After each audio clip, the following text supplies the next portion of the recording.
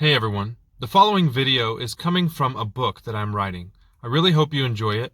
And yes, the synchronization of the audio and the mouth movements may be off in some places, but if you pay attention, it very well may be on purpose. As I sit here staring at the bright green artificial Christmas tree, I can't help but to wonder what it actually is. My eyes gaze off to the right of the tree and I see a sign that says Vending. How do I know what this sign says? I understand that I was taught the letters in school, but how do I truly know what it says and means? Perhaps my version of what I think it means is different than that of the woman sitting next to me. Language is a conspiracy between two people, left to interpretation by the individual. In the same respect, how do I know what I am writing this book with? This phone, what is it? Why is it? Why does it exist, and why do I have words like it and phone to begin with? Is this reality even the real one? There are so many layers beyond what my eyes can see, dimensions that I can feel but cannot explain. For instance, I can feel the room behind me and around me.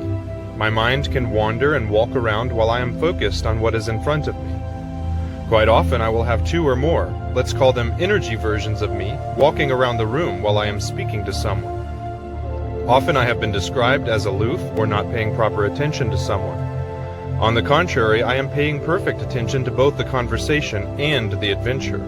I have so often been in the middle of doing something when my senses pick up on something else entirely happening elsewhere around me, occasionally literally saving my life. If we are confined to this world with certain laws and physical impossibilities, why is this extra dimension peeking its odd little head into my life? The subject of God has almost always been on the forefront of my mind, often annoyingly so. I have had a cause and effect relationship with it, rather than to say him, for multiple purposes, and the result of my situations can usually be directly related to a choice or a series of choices related to my relationship with God. For example, if I were to do something that I personally feel God would not approve of, then something bad would end up happening, and I would tell myself it was a punishment from God for breaking an oath I made to remain as just and righteous as possible. This mindset ate away at my childhood.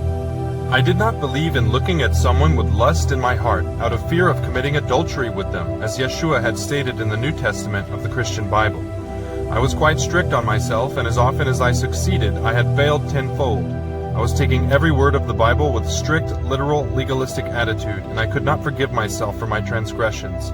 I remember once getting down on one knee alone in my room, 15 to 16 years old, and making an oath to God to be always in His service. Looking back on my life now at nearly 30, I feel that God took the oath much more seriously than I had. I have always been punished when my plan for my life superseded God's plans.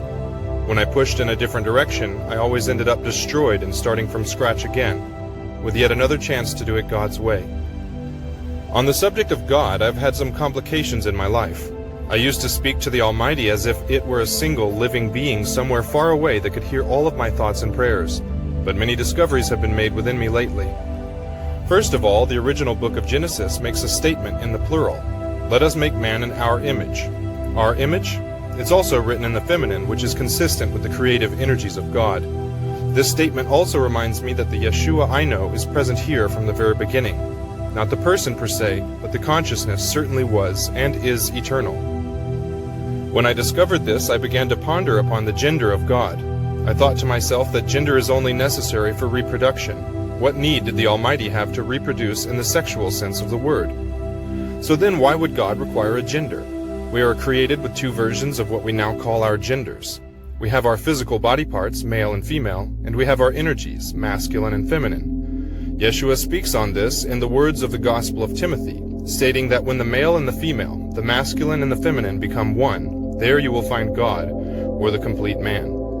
We should carefully comprise ourselves of both energies in order to be more like the Creator.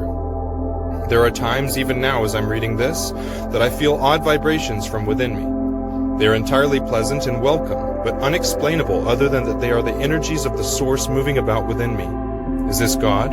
Are we, in a sense, God? Perhaps the judgments spoken about in Revelations are not meant for the entirety of the human population all at once, but rather the feeling of the end of our individual lives as experienced by John, but unable to be explained. It could be true that the feelings I have always had inside myself, my judgments of God, could be true judgments that will be made upon me, by me, at the end of my time here. An obscure passage in the Bible states that people who never hear of the salvation of Yeshua the Christ will be judged by the laws of their own people. How could this be unless they were judging themselves at the end of their lives? If the Christ is within us, and the Christ is supposed to look for us in the Lamb's Book of Life at judgment, ought we not to at least put ourselves there by living lives that fit our judgments of right and wrong? Perhaps I'm out of line here, but I think Judgment Day will be our lives flashing before our eyes and casting judgments upon ourselves as God. Really hope you enjoyed the discussion today. That's coming from the book that I'm putting out soon, Empath, The Path, or something similar. I don't exactly have a title yet, so I hope you enjoyed what we spoke about. Like and subscribe and share this with your friends, and I'll see you again on Wednesday. Love you. Be still.